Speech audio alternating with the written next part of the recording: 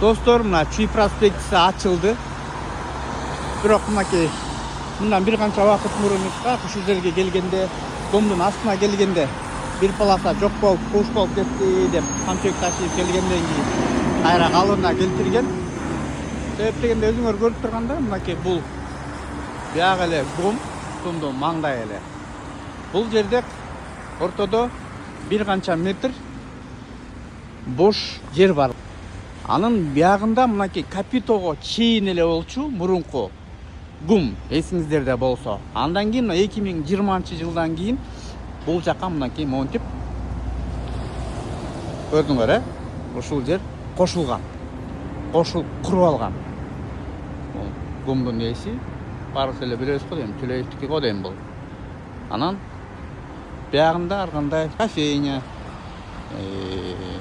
KFC, мобилдик телефондорду саткан ар кандай бутиктер, кыскасы 2-3 метр бери чыгып кеткен бул.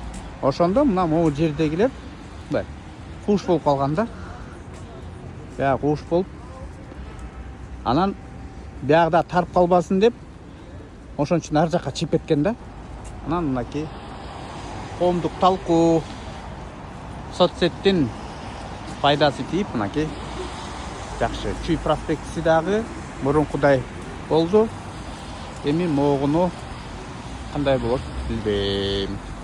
Бияка кошулуп салып алганы, прилегающий участокко салып алган канчалык деңгээлде мыйзамдуу, буну дагы көрүш керек да.